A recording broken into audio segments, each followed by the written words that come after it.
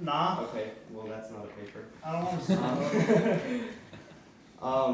So since we were Cub Scouts, we've always been included in scouting. Through these past years, we have had plenty of guidance and leadership from everybody around us right now. From making our first Pinewood Derby cars to walking out of our Eagle Border reviews, everybody in this room has been around with us to watch the two of us grow and succeed in the past 11 years of scouting.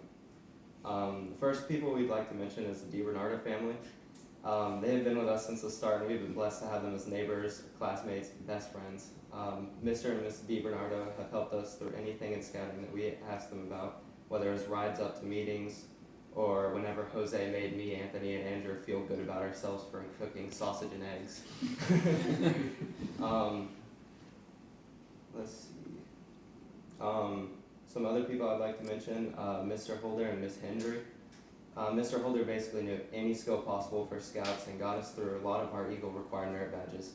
Hosted our venture crew meetings, helped make camping trip ideas, you name it, he's basically done it all.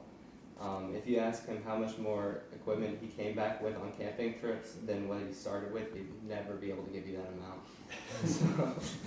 So, Miss Hendry has been with us since our first year of Boy Scouts. She's been almost every single one of our, she's seen almost every single one of our blue cards we had to turn in for a merit badge. Been through our troop border reviews in Troop 10, and then she joined Venture Crew 178 with Alex and also helped us with all of our paperwork up to become Eagle Scouts. The iCards were with us for all of our Troop 10 days. Aaron and Philip, with their combined SPL years, probably covered every single term we had there. Mr. iCard led us through most of our younger Boy Scout years as, Scoutmaster, and taught us a lot of leadership experience that we've needed these past few years. Now I have to stretch out this next part because my mom's been thinking about this ever since we became Tiger Scouts. So my mom's taught us so much and has been one of our biggest supporters along this journey. She was the whole reason we ended up in scouting because she threw my dad into the Lions pit and made him be one of the Cub Scout masters. I remember 15 minutes before we were about to leave for our Eagle Border review, we were about to hop in the truck to go, and she said, "Isn't there supposed to be a life patch right there, right here?" And me, Andrew, and my dad were all just sitting there, all silent and everything, because we were like, "What just happened?" Because she just pointed that out, and we would have never noticed. And she ended up being able to sew that up in 5 minutes and still get us out on time. Let's see. If that is an example right there, then I don't, hold on real quick. If that example right there doesn't show how dedicated and supportive our mom is to our future, then I don't know what will. I can't even begin to list the amount of things she has done for us in Scouts or in any other aspect of my life. For my dad, you couldn't even try to add up the amount of hours he's put into scouting for me and my brothers. If you try to add up that on a calculator, the calculator will probably die before you even get halfway there. He's been with us almost every single trip. Our first time going to sneak in weekend at Camp Barnhart or ziplining and his tent gets snowed out, so he has to sleep in the truck that night. The amount of times he's yelled at us for not having our uniforms ready 5 minutes before a meeting or asking us for the 1,000th time if we filled out some things on our paperwork for Eagle Scout or stuff like that. And we still didn't. Yeah, we still didn't after that. I feel like he's gone insane from the amount of times he said, "I don't have my green socks," or "No, I forgot to do this," or my favorite phrase, "I only packed a sleeping bag liner for a freezing cold 10-degree backpacking trip." Let's see. These are just some stories that I got out. Mine and Andrew's first camping trip as a Boy Scouts taught us every basic thing we needed to know. Don't grab the old football sitting on the side of the road because it had a bunch of spiders underneath. Make sure to bring more than a long sleeve shirt because it's January and we're in the mountains. And don't eat what everybody at the campsite called the biohazard chicken, cooked by Philip, Logan, and Calvin, because it was the most nasty and rubber-like piece of food we have ever seen. Even though me and Andrew still ate like 2 servings of it. You weren't there. You have no idea what it was like. I still actually saw it though. It was I think I must have missed that camp because I don't remember. Yeah, you weren't there. That's what happens when It's either you weren't there or your brain thought it was so terrible that you completely forgot about it. Probably. We were just given blocked out instructions to like make this and we didn't want to make it. I just want to say, like, every weekend when y'all would go camping, I wanted to avoid that morning you were leaving because of the yelling. Where's the shirt? Didn't I told you to pack that?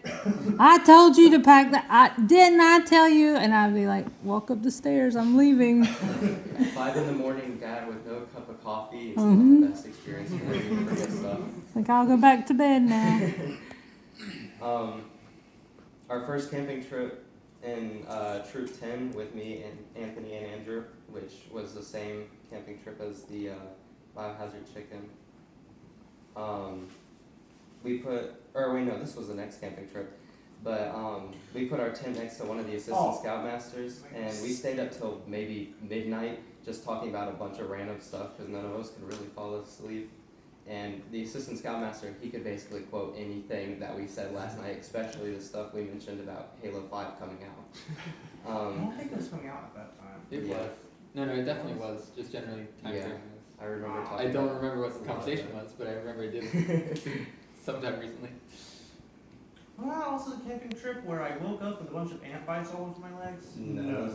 No, that's Ah. That's all I could write in 2 hours because I forgot to write it before I had to I'd like to thank all of y'all for helping me and Andrew get through our Eagle Scouts and guide us through these past 11 years we've had in scouting. I don't know what else to say, so that's all. I have specific stuff to say. So, Okay. yeah, like it has been said before, Anthony, like both the Bernardos, they've helped us out through. They've been there for most of the time we've been in scouting, and yeah, we appreciate y'all being with us for. Well, of course, helping me out as my assistant patrol leader because most of the time I had no idea what I was doing. So You think I did? you're slightly more than me somehow. I don't know why. Jackson as basically the comedic relief throughout the entirety of the time. You were great. I don't mean that as an insult. You were really funny for the time. Aaron for really just helping keep us on track, but also being an enjoyable guy to be around the entire time. Like for I think our first several months in Troop 10, he was our I forgot what it was called. Troop guide. Yeah, Troop Guide. Yeah. And you were probably one of the greatest troop guides we could have ever had. Could have had Calvin. He'd also probably been great, but he's not here. Sam, who's late, became Yeah. Sam, who's late, became one of my greatest friends through scouting, and still a friend today. I haven't seen him much recently, but I still remember all the funny stuff we did together. Time to pull out the quotes channel. Nothing. Some of that I'm pretty sure should not be said here. It's illegal.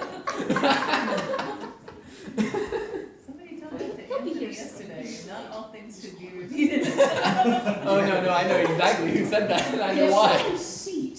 Oh, also You took Andrew. my stand. You're saying There's room for You've heard two. of Di Bernardo.